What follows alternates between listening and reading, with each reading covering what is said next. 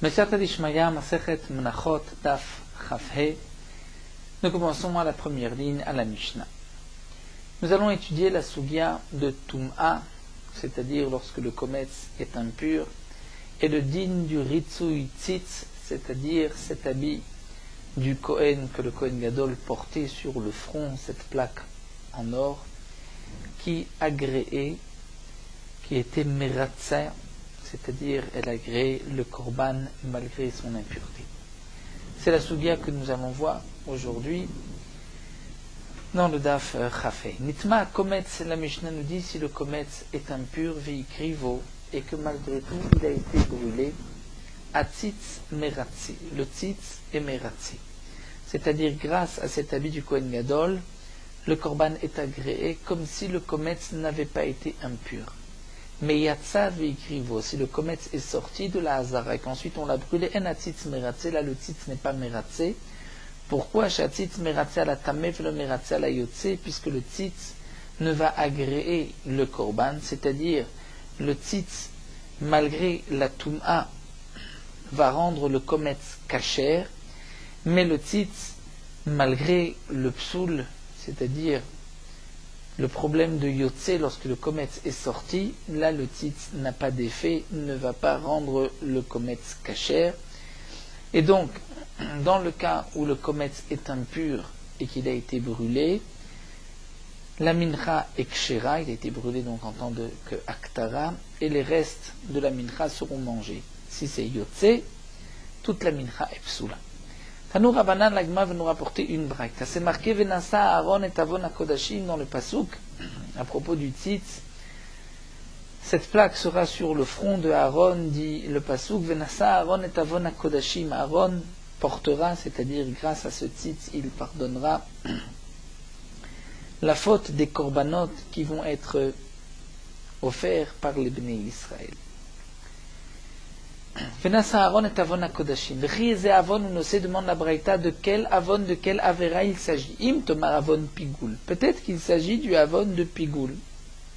C'est-à-dire, lorsque il y a eu une pensée de manger les shirem, les restes, la charzman, après le temps limité par la Torah, on va dire que malgré tout, le tzitz, Emeratse va agréer le korban, impossible, nous dit l'Agma, Agvar Nehemar, c'est marqué à propos de Pigoul, Lo Yechachev. De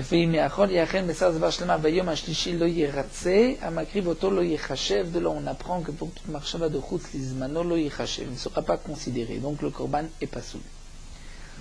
Alors Im Thomas, peut-être tu diras Avon Notar, c'est-à-dire la faute de Notar. Notar, qu'on peut donc traduire, si le kometz a dépassé le temps limite et qu'il est notar, est-ce que là il sera caché? Agvanemar lo yiratse, c'est marqué lo yiratse, il ne sera pas agréé. En vérité, dans le pasuk où le mot lo yichachev et lo yiratse sont mentionnés, il s'agit de deux psulim, du psoul qui est chutz limkomo et du psoul chutz lizmano. Donc l'Agbraïta appellerait ici Avon Pigoul comme étant le chutz lizmano, et le Avon, la faute de Avon Pigoul étant chutz limkomo, en dehors de l'endroit, c'est-à-dire il pensait manger en dehors de la Hazara. Et donc sur le Avon Pigoul, l'Agma dit Lo Yichachev, et sur le Avon Notar, c'est lorsqu'il y a eu une marchava de chutz lizmano après le temps limité par la Torah, il pensait manger le kometz, les shirem, les restes. Donc c'est marqué avec Vanemar Lo Yiratse, il ne sera pas agréé. Donc la Braïta, lorsqu'elle utilise le terme Pigoul, ce n'est pas le terme habituel de Pigoul qui est chutz lizmano, mais il faudra dire chutz limkomo, et Avon Notar, ce n'est pas le morceau, le kometz qui est resté après le lever du matin, mais plutôt d'une marchava lorsqu'il a pensé manger les shirem chutz lizmano. En tout cas, pour ces deux psulim, chutz limkomo chutz lizmano, c'est marqué lo yichachev lo yiratse, donc le tzitz ne peut pas avoir d'effet. Ha eno nose l'avon tuma. Donc obligatoirement, nous dit la Braïta, la seule avera que le tzitz peut agréer, c'est-à-dire malgré ce problème, comme le comète sera caché, c'est avon touma, de l'impureté. Pourquoi la touma? Shultra michlala betsibour, puisqu'on voit par ailleurs que betsibour, lorsqu'il y a un korban tsibour, la touma est permise. On peut faire un korban tsibour betouma. À propos du korban tamid, c'est marqué bemoado, même si les Bnei Israël ou les kohanim sont impurs, on apportera ce korban. Donc puisqu'on voit ailleurs que le avon de la touma a parfois un éther et parfois permis, on dira de même que le tzitz est mératsé sur cette faute-là. Matkifla Ravzira va poser la question, mais peut-être Ema avon yotze. On n'a qu'à dire que c'est la faute de yotze. Pourquoi? Parce que lorsque le comète est sorti en dehors du Beth Amikdash, on va dire que malgré tout il sera agréé par le tzitz, et on a trouvé ailleurs Shuta Michlalo Bebama. Dans les Bamot, il n'y avait pas donc de limite de Klaim, donc il n'y avait pas de psoul de yotze.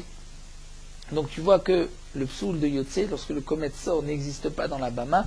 Peut-être que c'est sur ce psoul que le tzitz est mératsé. Amarle Abaye dit non, Amarkra la Torah dit les ratson laem lifne Hashem.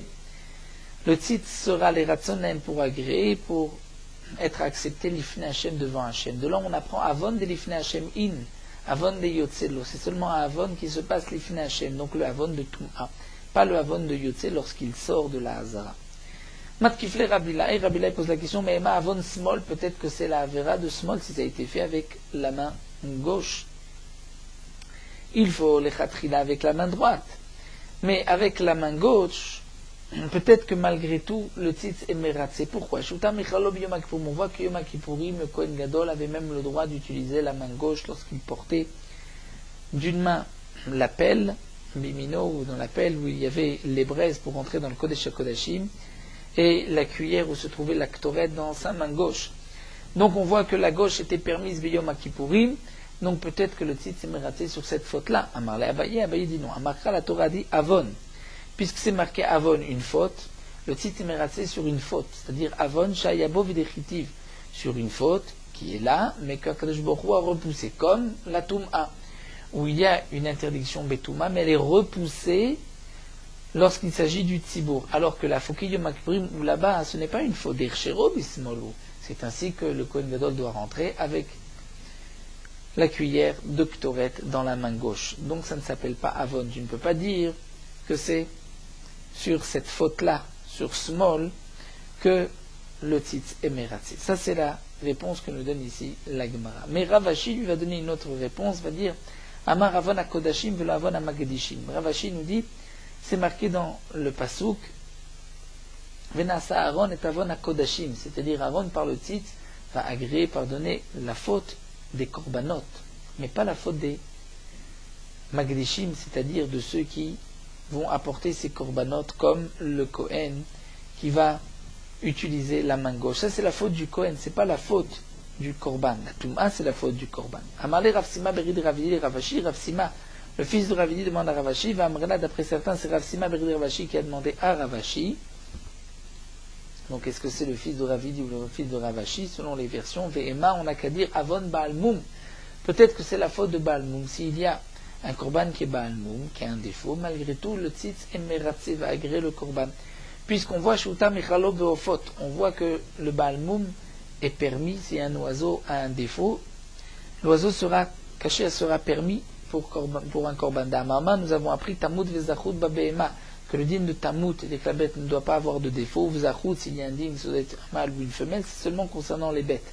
Ven Tamut Vezachut Beofot, mais pour les oiseaux, il n'y a pas de dîme ni de Tamut. Donc, même si l'oiseau a un défaut, c'est pas grave. Il est caché à Vezachut, il n'y a pas de différence si c'est un mâle ou une femelle. Donc on n'a qu'à dire que c'est la faute de Baal Moum, et que si le korban et Baal Moum a un défaut, c'est là que le tzitz va l'agréer. Amarle, il lui a répondu, Alecha Amarcha. Donc Ravashi répond, sur toi, le pasuk répond, Lo yeratse, ki lo leratson yelachem. C'est-à-dire que nous avons un pasuk, nous dit Rashi, Beshor vese sarou avec kalut, à propos d'une bête qui a un défaut, c'est marqué Lo yeratse. Et c'est marqué ensuite Lo leratson yelachem, toute bête qui a un défaut. Donc de là, nous apprenons que s'il y a un défaut dans la bête, le tzitz ne va pas agréer. La Torah dit non, Lo yeratse, il n'y aura pas de ratson. Donc ça ne peut être que la faute de Touma que le tzitz va agréer. Tanou Rabbanan, l'Agma poursuit avec une braïta. C'est marqué Dam Shenitma vezerko. Le sang du korban est devenu impur. Donc normalement, on ne peut pas asperger ce sang-là, il est impur, mais bediavad, s'il a été aspergé, le tzitz est meratzé et le korban sera caché comme nous l'avons vu. Donc quel est le din? Est-ce que c'est seulement si on a aspergé béshogeg sans faire exprès ou même bémézid volontairement? On savait que c'était impur, qu'il ne fallait pas et on l'a fait. Alors la Braïta nous dit dam shenitma vezrako béshogeg. Si le sang qui est impur, on l'a aspergé béshogeg sans faire exprès, urtsa, le korban est caché. Mais si c'est bémézid, si c'est volontairement l'urtsa, là le korban n'est pas caché. Pourquoi? On va dire que les Ramim ont fait ici un knas, une amende. On dit puisque volontairement il a aspergé le sang, eh bien le korban ne sera pas caché. Mais tout ceci n'a été dit que beyachim, à propos du particulier. Aval betsibour, s'il s'agit de la communauté, un korban sibour ben beshogeg ben mezid urtsa, que ce soit beshogeg ou mezid, c'est caché. Le tzitz va agréer. Ou beovet kochavim, si c'est le korban d'un non-juif, un non-juif peut apporter un korban. Si c'est le korban d'un non-juif, ben beshogeg ben mezid, que ce soit volontairement ou involontairement, shogeg involontairement, mezid volontaire, ou béonès, un cas de force majeure, ou bératson, ou avec volonté. Et Rashi nous explique qu'en vérité, mezid et ratson, il n'y a pas de différence. La différence c'est shogeg sans faire exprès, honnête malgré lui, mais mezid et ratson c'est la même chose. En tout cas, pour le non-juif, lohurtsa, il n'y a pas de ritsouille. Pourquoi? Puisque c'est marqué que le tzitz sera sur le front de Aaron, les ratson lahem pour les bnei Israël et pas pour les non-juifs. Donc pour le korban d'un non-juif, il n'y a pas de ritsouille tzitz, le korban est pas sourd. Donc nous voyons malgré tout que pour le korban yachid du particulier, il y a une différence entre mezid et shogeg. Shogeg urtsa, mezid l'urtsa, et pour le tzibour, il n'y a pas de différence. Urminu, la Gemara va objecter. Nous avons une autre braïta, c'est marqué alma tzitz meratzé, sur quoi le tzitz va agréer le korban à la dame, sur le sang, vers la bassa, ou sur la viande, vers la chélève, ou sur la graisse, chez nitma, qui est devenue impure.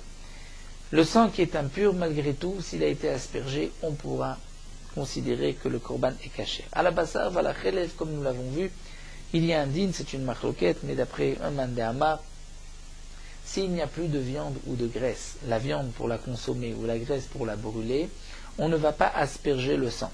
Si la viande qui doit être mangée est impure, là on voit que le tzitz est meratzé, donc on pourra asperger le sang comme si la viande n'était pas impure. C'est-à-dire que la zrika, on va asperger le sang, aura un effet sur la viande grâce au tzitz. Et là c'est marqué ben beshogeg ben mezid, que ce soit béshogeg sans faire exprès, ou bémézid, ou volontairement, béonès par un cas de formation, bératson, ou avec volonté, ben beyachid, ben betsibour, le korban d'un particulier ou de la communauté, le tzitz est meratzé. Si c'est ainsi, nous avons donc une braïta là, où c'est marqué que le tzitz est meratzé pour le yachid, le particulier, même bémézid, et la première braïta nous avait dit que non, que bémézid, ce n'est pas meratzé pour le particulier. Amar Rav Yosef répond l'okashia. Il n'y a pas de contradiction. Ha Rabbi Yosef, Rabbanan, tout dépend si c'est d'après Rabbi Yosef et d'après les Chachamim. Nous allons voir Rabbi Yosef et les Rabbanan. Détail. En tormin minatame à la Taor, il y a un din. Dans la terouma, pour toute récolte qui a poussé en Eretz Israël, on doit prélever la terouma au Kohen, qui correspond généralement, Benoni, c'est à 2%. La trouma qui est pure pourra être mangée par le Kohen, celle qui est impure ne pourra pas être mangée par le Kohen. Il est marqué un tormin minatame à la Torah, on ne pourra pas prélever d'une récolte impure, prélever la terouma pour la récolte pure. Veim taram, et si malgré tout, on a prélevé le tamé pour le taor, beshogeg, sans faire exprès terouma to trouma, la trouma est valable. Donc c'est marqué dans Rashi nous dit soit la frette, de là on apprend que même si on a prélevé de ce qui était de moins bonne qualité sur ce qui était meilleur, donc la terouma était ra'a, était mauvaise par rapport à la qualité des fruits de ce qui reste, malgré tout la trouma bediavad est cachée. Donc là aussi tamé, le Kohen ne pourra pas utiliser cette terouma malgré tout, donc bien que c'est considéré ra'a, bediavad, la trouma est cachée. Mais bémézid, si c'est volontairement qu'on a prélevé de la terouma impure, la trouma ne sera pas une bonne terouma, c'est un knas. Les Chachamim ont imposé ici cette amende parce que volontairement il prélève de la terouma impure pour le Kohen. Rabbi Yossé Omer, ben bishogeg ben bemezid trumato trouma. Rabbi Yossé dit que ce soit volontairement ou involontairement, la terouma est valable. Donc la Gemara voulait ici répondre que d'après Rabbi Yossi, on voit qu'il n'y a pas de différence bishogeg ou bemezid, la terouma est valable. Donc de même on dira que le tzitz c'est meratzeh. Et d'après les Chachamim, on voit qu'il y a une différence bishogeg ou bemezid. Donc c'est la première braïta où on fait la différence si c'est volontaire ou involontaire. Mais la Gemara va refuter cette proposition. Imor de Shamatle les Rabbi Yossé de l'Okanis. C'est vrai qu'on voit que d'après Rabbi Yossi, on ne fait pas de knas. Si tu as prélevé la terouma impure bémézide, on ne va pas imposer une amende et dire que la terouma n'est pas valable. Non, elle est valable. Donc c'est vrai que Rabbi Yossi, l'Okanis, ne fait pas de knas. Même si volontairement tu as aspergé le sang, le korban, on pourra dire, sera caché par rapport au knas. Mais il y a un autre point. Est-ce que tu peux expliquer cette braïta d'après Rabbi Yossi, de dire que ben beshogeg ben mezid ou hurtza, mais dans la braïta c'est marqué que le tzitz est meratzé sur le sang et sur la viande. Sur la viande et sur la graisse. Pourquoi sur la viande? Afin qu'on puisse asperger le sang. Mais la viande ne va pas être brûlée, la viande va être mangée. C'est ce qu'on appelle à la achilot, sur ce qui est mangé. La viande est impure, elle devait être mangée, mais s'il n'y a pas de viande, on ne peut pas asperger le sang, puisque le sang a besoin de pratiquer un éther, de permettre quelque chose, de permettre la viande, la consommation, la graisse, pour pouvoir la brûler sur le misbéach. Malgré tout, donc Rabbi Yossé viendrait nous dire, si c'est l'auteur de cette moïta, de la deuxième c'est Rabbi Yossi, Rabbi Yossé viendrait nous dire que le tzitz est meratzé sur la viande, c'est-à-dire que je considère, par rapport au din de Zrik Adam que je dois asperger le sang, je considère que la viande est comme pure. Donc le tzitz va être meratzé à la chilot sur ce qui se mange. Bien que je ne pourrais pas manger, bien sûr, la viande, mais malgré tout, par rapport au sang, c'est comme s'il y avait de la viande. Alors demande la Gemara, mais c'est impossible. Tu veux me répondre et me dire que cette braïta c'est d'après Rabbi Yossi, mais Rabbi Yossi, lui, ne pense pas que le tzitz est meratzé à la chilot. Donc comment tu peux dire que d'après Rabbi Yossi, le tzitz va être meratzé agré même le achilot, la viande. Mais à Tania, pourtant, c'est marqué Rablezer Omer, tzitz meratzé à l'achilot. Rablezer dit le tzitz va agréer même sur de la viande qui doit se manger, pour que on puisse considérer que c'est comme s'il y a donc de la viande pour pouvoir asperger le sang. Mais Rabbi Yossé dit non, en tzitz meratzé à l'achilot. Le tzitz n'est pas meratzé sur la achila. Donc comment tu peux expliquer que cette deuxième braïta, c'est d'après Rabbi Yossi? C'est vrai que pour le sang, on comprendra, même d'après Rabbi Yossi, que le tzitz est meratzé, même si c'est beshogeg, bemezid, volontairement, involontairement, Rabbi Yossi ne fait pas de knas. Mais sur la suite de la braïta, la bassar, ça ne peut pas s'expliquer d'après Rabbi Yossi. Alors la Gemara dit non, même d'après Rabbi Yossi, il suffit d'inverser. Ici, Rablezer, Rabbi Yossi, on va dire Rablezer Omer en tzitz meratzé l'achilot, et Rabbi Yossi Omer tzitz meratzé l'achilot. Tu vas inverser, donc Rabbi Yossi pense que le tzitz est meratzé sur les achilot. La Gemara continue. Matkifla Rav Sheshat ou Mimatzit afartala, mais est-ce que tu peux vraiment inverser et dire que d'après Rabbi Yossi, le tzitz est meratzé même sur ce qui se mange d'après Rablezer? Non, va Tania. Pourtant, voici une braïta. Il est marqué. Echol basar shenitma lifnei zrikat damim. Est-ce que de la viande qui est devenue impure avant zrikat damim, avant qu'on ait aspergé le sang, est-ce que yu chayavim alem mishum tum'a? Est-ce que si on mange cette viande, alors qu'on est impur, betumat tagouf, est-ce qu'il y a un chiyuv karet? Normalement, un homme impur qui mange un morceau de viande, il est chayav karet. Mais si cette viande était déjà impure, avant qu'on ait aspergé le sang, il n'y a pas eu un instant où la viande aurait pu être mangée, puisqu'elle était impure même avant d'avoir aspergé le sang. Et normalement, la viande ne se mange qu'après avoir aspergé le sang, si elle est pure. Donc là, la viande est impure avant d'avoir aspergé le sang, et on va manger cette viande-là alors que on est impur. Est-ce qu'il y a un chiyuv karet? Talmud le pasuk dit Kol taor yochal basar. Tout homme pur mangera la viande. Et la Torah dit Vanefesh asher tochal basar mitzvah shelamim asher l'Hashem. Et si une personne mange un korban, un morceau de korban shlamim, vetumato alav, alors qu'il est impur, venicheta, et il sera retranché, il aura karet. Je vois que dans ce pasuk, la Torah dit celui qui est pur peut manger, mais celui qui est impur aura karet. J'apprends de la anitar la théorie, un morceau de viande qui peut être mangé par un homme pur. C'est de ce morceau de viande que la Torah nous dit si l'homme impur le mange, il y aura karet.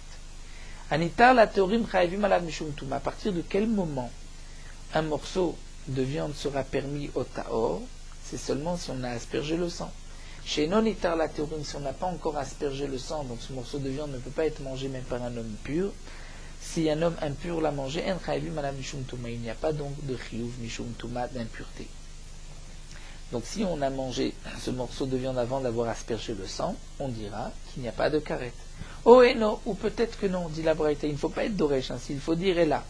Nechal la théorim chayvim ala mishum tuma, lorsque, non pas qu'il a eu un héter au théorim, mais est-ce qu'il est effectivement mangé par le théorim? Si le taor le mange, là on est chayav si un homme impur le consomme. Mais chez non nechal la théorim, ce qui n'est pas mangé par le taor, en chayvim ala mishum tuma, là il n'y a pas de chiyuv tuma. Quelle est la différence entre un morceau de viande qui a été nitar, permis au taor, ou un morceau de viande qui est mangé par le taor? Eh bien, je vais exclure le din de l'âne et yotse, c'est-à-dire, si un morceau de viande est sorti du Beth Amikdash, ou a passé la nuit après la zrika, après la zrika, je pouvais manger ce morceau de viande. Mais il est sorti du Beth Amikdash, où il a passé la nuit. Maintenant, je ne peux pas le manger. D'après la première version que j'apprends, tout homme pur mangera la viande, celui qui est impur et qui la mange sera chayev karet. Si on va dire que c'est seulement de la viande à nitar la théorim qui a eu un éther, la théorim, cette viande a eu un éther. Un moment, au moment de la zrika, la viande était théora. C'est vrai qu'ensuite elle est sortie, c'est vrai que la nuit est passée, mais c'était nitar la théorim, donc si maintenant un homme impur mange cette viande, il sera chayav karet.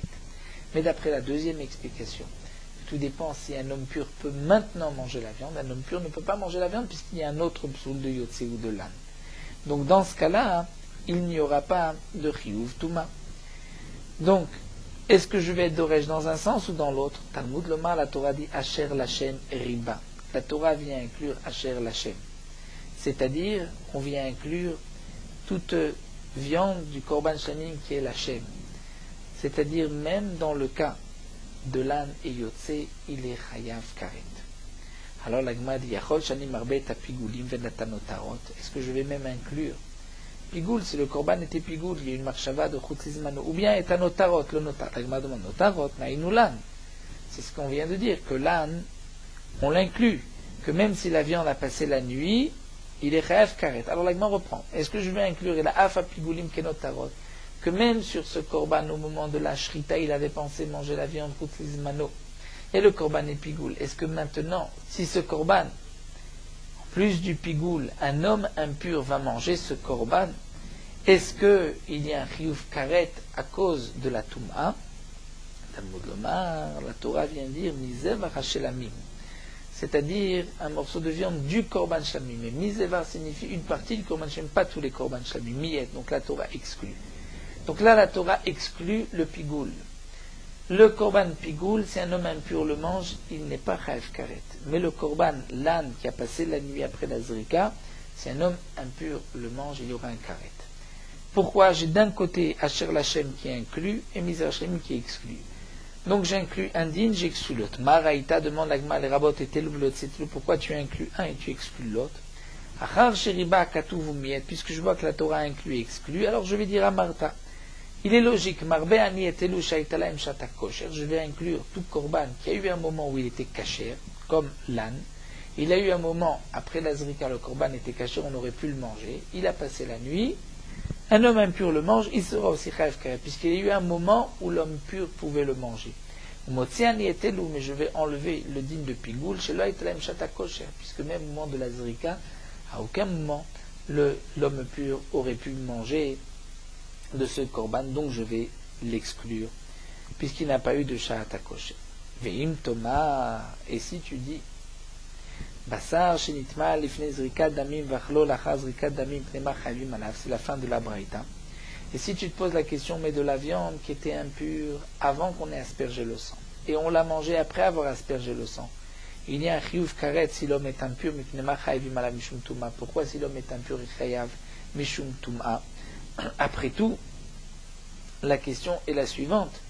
Ce korban, puisqu'il était impur avant qu'on ait aspergé le sang, donc il n'a pas eu de sha'at éther, de sha'at akosher, de moment kasher, donc il est comme le pigoul. Eh bien, je te répondrai, mipnei sha'atzitz meratze, parce que le tzitz a été meratze. C'est-à-dire le tzitz a permis d'asperger le sang de ce korban, bien qu'il ne sera pas mangé, c'est comme s'il était permis à l'homme pur. Et donc si l'homme impur le mange, il sera chayav kare. Nitma'in yotzelo. On nous dit la Braïta que c'est seulement si la viande est impure que là le tzitz est meratze. Et que donc, une fois qu'on a aspergé le sang, il y a malgré tout un chiyuv mishum tum'a.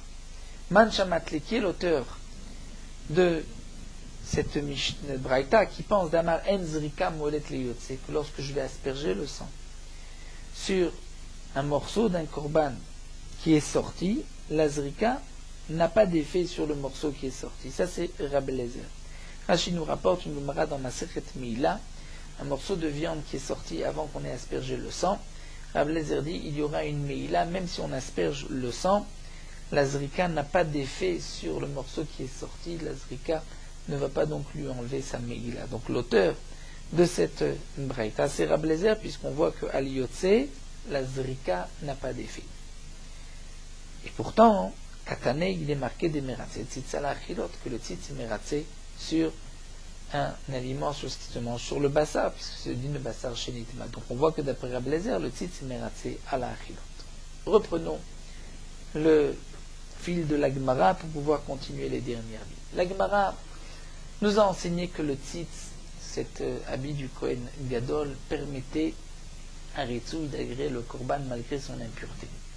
Donc le sang est impur, on l'a aspergé, le korban est caché.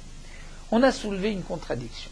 À propos d'un korban en particulier, on a aspergé le sang qui était impur, bémézid, dans une braïta c'est marqué l'ourtsa.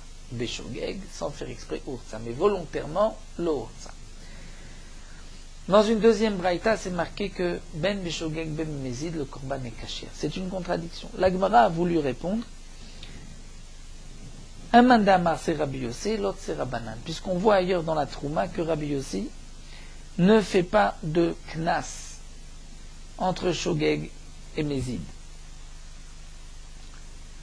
Donc, si Rabbi Yossi ne fait pas de knas dans Mézid, et va dire que même volontairement c'est caché à propos de la terouma, de même pour les korbanot.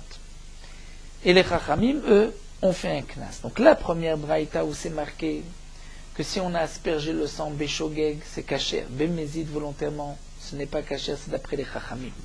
La deuxième braïta où c'est marqué que le tzitz est meratze sur le dam, s'il a été aspergé ben béchogeg mézid, c'est d'après Rabbi Yossi. Mais la Gemara avait une question. C'est que dans cette deuxième braïta, c'est marqué que le tzitz est meratze sur la viande. C'est-à-dire que la viande est impure, on considère grâce au tzitz comme si la viande était pure et on peut asperger le sang qui lui n'est pas impur. Mais il me faut de la viande pour asperger le sang, c'est le dim imen basar endam. Donc c'est marqué dans cette braïta que sur le bassar, qui est achilot, qui est un morceau qui normalement devrait être mangé, le tzitz est meratze, bien que je ne mangerai pas le morceau de viande, mais c'est comme si le morceau de viande était là, pour que je puisse asperger le sang. Et la question de la Gemara, c'est que Rabbi Yossi n'est pas d'accord avec ce point-là. Rabbi Yossi pense que le tzitz n'est pas meratze à la chilot. Alors la Gemara a voulu inverser, que Rabbi Yossi pense que le tzitz est meratze à la chilot pour répondre à la braïta, mais Rabbi Eliezer lui pense que le tzitz n'est pas meratze à la chilot. Et donc là, la Gemara nous a rapporté toute une braïta pour nous prouver le contraire, que Rabbi Eliezer lui-même, qui est l'auteur de cette braïta, puisque c'est marqué que sur Yotse, le zrika n'est pas valable, En zrika moelet le yotse, c'est-à-dire la zrika n'a pas d'effet pour le morceau qui est sorti. Si c'est Rabbi Eliezer, voici que le tzitz est meratze à la chilo, donc tu ne peux pas inverser. Si tu ne peux pas inverser, donc Rabbi Yossi pense que le tzitz n'est pas meratze à la chilo, donc la question revient sur la première braïta. Et là, Rav Frisda, le Gemara reprend. Bien, voici ce que Rav Frisda dit, l'okashia. À Rabbi Eliezer, à Rabbanan, on dira, une braïta c'est Rabbi Eliezer, l'autre c'est Rabbanan. D'après Rabbi Eliezer, on ne fait pas un knas bemezid. D'après Rabbanan, on fait un knas. Mais la Gemara va tout de suite objecter. Imo de shamatle le Rablezer de meratze tzitz ala achilot. Ce que tu viens de voir ton Rablezer, c'est que le tzitz peut être meratze, c'est-à-dire peut avoir un effet même sur le morceau de viande qui normalement doit être mangé. Il est impur. Malgré tout, le tzitz considère ce morceau comme s'il n'était pas impur et tu peux asperger le sang. Mais le din de l'okanis Rablezer ne fait pas de knas à Mishamatle, tu ne l'as pas appris. Donc comment tu peux dire que l'auteur de la Braïta qui dit que ben bemezid, ben beshogeg, tu as aspergé le sang, c'est kasher, que c'est d'après Rablezer, puisqu'il n'y a pas de knas, on ne va pas imposer une amende parce qu'il a aspergé alors qu'il n'avait pas le droit, bemezid, ça Rablezer, on ne sait pas s'il ne fait pas de knas. Alors là, je me réponds in oui. De la même manière qu'on l'a entendu d'après Rabbi Yossi, eh bien on l'a entendu aussi d'après Rabbi Lezer. D'Etania, nous avons une braïta. Rabbi Lezer Omer, ben beshogeg ben mezid, trumato truma. Dans une braïta concernant la trouma, c'est marqué ben beshogeg mezid, la trouma est une bonne trouma. Donc je vois que même d'après Rabbi Lezer. Mais la Gemara continue. Tu as vu que Rabbi Lezer ne fait pas de knas. Bien qu'il a prélevé une terouma impure volontairement, c'est kasher b'diavad. Rabbi Lezer ne fait pas de knas dans la terouma qui est légère. Mais kodashin, c'est chamour, il a aspergé le sang alors qu'il n'avait pas le droit. Mishamatle, ce que tu as entendu de la bouche de Rabbi Lezer qu'on ne fait pas de knas, peut-être que Rabbi Lezer fera un knas. La Gemara dit c'est vrai, mais imken, sinon, ha aman tarmeye, cette deuxième braïta, qui en sera l'auteur. Si ça ne peut pas être Rabbi Yossé, que tu veux maintenant dire que Rabbi Lezer fait une différence entre Trouma et Kodashim, alors qui sera l'auteur de cette braïta? Tu es obligé de dire que c'est Rabbi Lezer. Ravina lui va répondre et dire Tumato ben beshogeg ben mezid urtsa. Ravina dit il faut faire la différence suivante. Ce qui est marqué ben beshogeg ben mezid, c'est peu importe si le sang est devenu impur beshogeg ou ben mezid, volontairement ou involontairement. Là, dans tous les cas, même si on a rendu le sang impur bémézid, et qu'ensuite on a aspergé béshogeg, le korban est caché.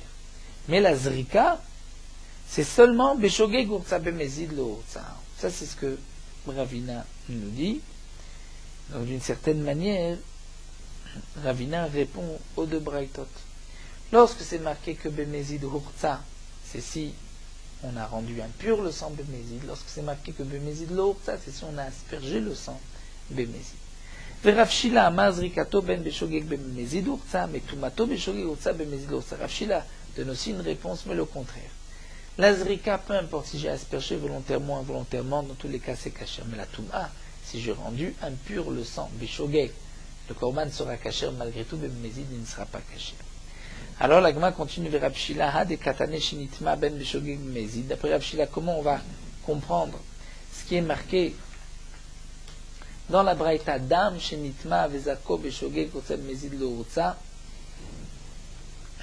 Et ensuite nous avons alma atzitz meratze ala dam vala basar shenitma ben beshogeg bémézid. Encore d'après Ravina, c'est marqué le dam shenitma ben beshogeg bémézid. Donc le ben beshogeg bémézid se rapporte sur la touma. Mais lui, Rav Shila fait une différence dans la touma. Donc comment il va comprendre la braïta? La Gemara répond non. Achikama nitma beshogeg vezarko beshogeg bémézid. Le sang est devenu impur beshogeg, mais il a aspergé ben beshogeg ben bémézid. Donc il faut rajouter dans le mot de la braïta. Tashma, la Gemara termine avec une preuve, c'est marqué dam shenitma vezarko beshogeg urtsa bémézid lo urtsa. Le sang qui est devenu impur et on l'a aspergé.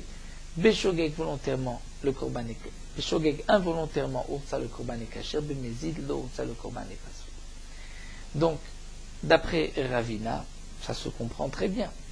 Au niveau de la zrika, lorsque tu asperges, c'est là qu'il y a la différence, c'est bémézid ou beshogeg. Mais d'après Rav Shila, que tu asperges le sang beshogeg bémézid, peu importe, tout dépend s'il est impur ou pas.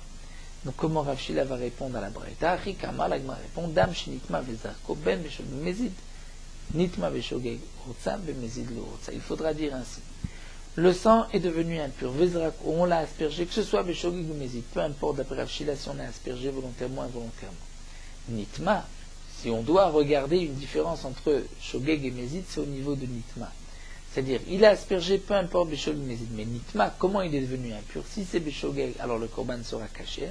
Si c'est Bémézid, ça le korban ne sera pas caché, puisqu'il y a un classe, puisqu'il l'a rendu impur, Bémézid. En tout cas, nous avons donc vu la soubia que le tzitz est mératsé. Bien que le sang est impur, si on a aspergé le sang, ce sera donc caché, le korban sera caché. Bémézid, nous avons vu là toute une marloquette.